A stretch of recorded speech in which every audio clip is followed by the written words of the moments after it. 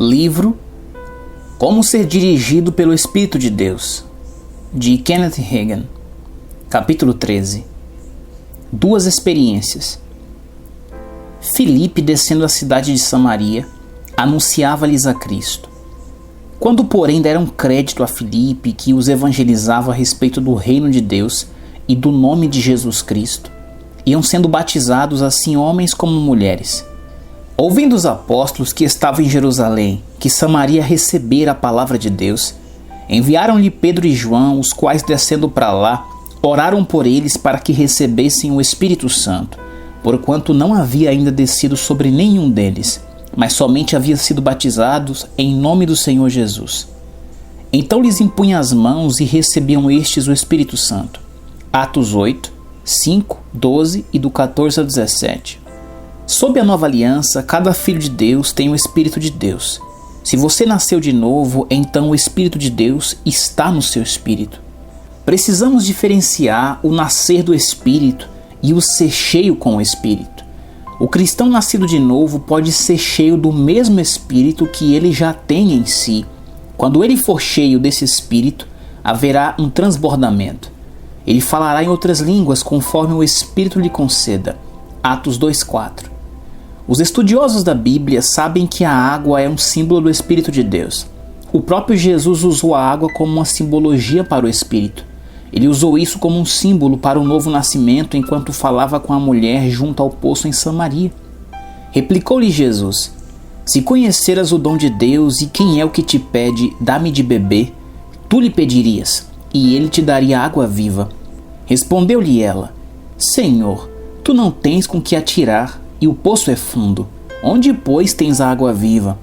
Afirmou-lhe Jesus: quem beber desta água tornará a ter sede. Aquele, porém, que beber da água que eu lhe der, nunca mais terá sede. Pelo contrário, a água que eu lhe der será nele uma fonte a jorrar para a vida eterna. João 4, do 10 ao 11 e do 13 ao 14. Jesus também usou a água como um símbolo para o Espírito no enchimento com o Espírito Santo. No último dia, o grande dia da festa, levantou-se Jesus e exclamou: se alguém tem sede, venha a mim e beba. Quem crê em mim, como diz a Escritura, do seu interior fluirão rios de água viva.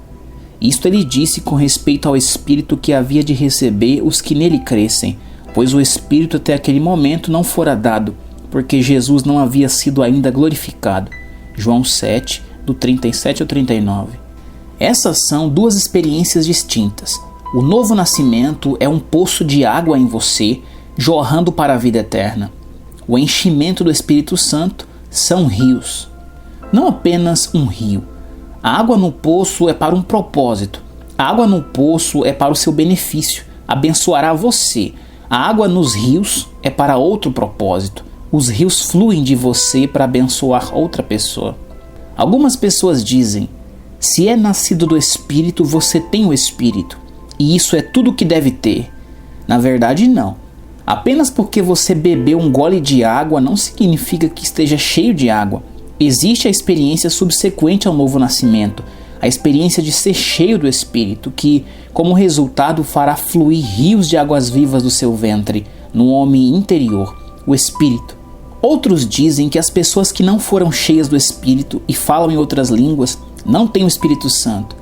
Isso não é verdade. Se eu bebo meio copo de água, eu posso não estar cheio, mas pelo menos tenho água em mim. Se alguém é nascido do Espírito de Deus, tem o Espírito de Deus habitando nele. Capítulo 14. Deus no interior. Porque nós somos santuário do Deus vivente, como ele próprio disse: habitarei e andarei entre eles, serei o seu Deus e eles serão meu povo. 2 Coríntios 6,16. Se você nasceu de novo, o Espírito Santo está vivendo e habitando no seu espírito. Ele está vivendo e habitando onde? Em sua cabeça? Não. Em seu corpo? Em certo sentido, sim, mas não exatamente da forma que possamos pensar. A única razão pela qual seu corpo se torna templo do Espírito é porque ele é o templo do seu próprio Espírito. O Espírito Santo se comunica com você por intermédio do seu homem interior. Ele não se comunica diretamente com a sua mente, pois não está nela. Ele está em seu espírito, comunica-se com você por meio do seu espírito. É claro, seu espírito alcança e influencia sua mentalidade. Até mesmo como um bebê recém-nascido em Cristo, ainda acamado, eu sabia algumas coisas por um testemunho interior. Eu não sabia nada sobre ser cheio do Espírito Santo e falar em outras línguas, mas eu era nascido do Espírito. Eu tinha o testemunho do Espírito bem dentro de mim, testificando que eu era filho de Deus. Eu já estava acamado havia 4 meses quando minha mãe veio até a minha cama e disse: "Filho, eu detesto incomodar você, mas algo está errado com o Dub. Dub é o meu irmão mais velho. Na época ele estava com 17 anos e tinha sumido. Nós não sabíamos exatamente onde ele estava. Minha mãe havia percebido algo em seu espírito. Ela pensou que talvez meu irmão tivesse se metido em confusão e estivesse preso. Então ela disse: eu tenho orado por ele há 3 dias, mas preciso de ajuda. Mamãe, pensei que você já tivesse problemas demais comigo acamado. Eu já tenho percebido dentro de mim algum problema com o Dub há vários dias. Contudo, ele não está preso. Não é esse tipo de confusão. A vida dele é que corre perigo, mas eu já orei e ele vai conseguir sobreviver. Sua vida será poupada. Eu já obtive a resposta. Eu não sabia como obter a cura naquele momento. Isso foi 1 ano antes de eu ser curado. Mas sabia algumas coisas. Louvado seja o Senhor, e Deus nos alcançará conforme a nossa fé. 3 dias depois, Dub chegou em casa durante a noite. Veja bem, estávamos em 1933 e havia escassez de trabalhos. Os homens estavam na rua sem emprego durante a Grande Depressão. Dub havia ido até a região do Vale do Rio Grande em busca de trabalho, mas não encontrou. Então decidiu pular em um trem de carga. Muitas pessoas tentavam carona nos trilhos naquela época, desde o fim do vale até Mickney. Cerca de 80 quilômetros ao sul de Dallas, um guarda ferroviário acertou na cabeça e lançou para fora enquanto a locomotiva ia a cerca de 80 a 100 km por hora. Dub saiu rolando pela pista. A locomotiva queimava carvão naqueles dias e as cinzas eram jogadas ao longo da pista. Ele caiu nas cinzas e foi escorregando de costas. Incrível ele não ter fraturado a coluna. Isso teria acontecido se nós não tivéssemos sabido por meio do testemunho interior e orado a respeito. Dub ficou desmaiado em uma vala e depois de um tempo voltou a si. Sua camisa estava completamente despedaçada, assim como o fundo de suas calças, de modo que ele só pôde viajar de noite.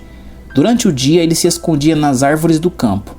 Era uma época do ano em que não se podia achar uma fruta nas árvores e durante a noite seguiam viagens beirando os trilhos até Mickney. Era a noite quando ele chegou em casa. Mamãe o colocou na cama e ele se recuperou em alguns dias. Mamãe e eu não éramos cristãos cheios do Espírito Santo, mas éramos cristãos.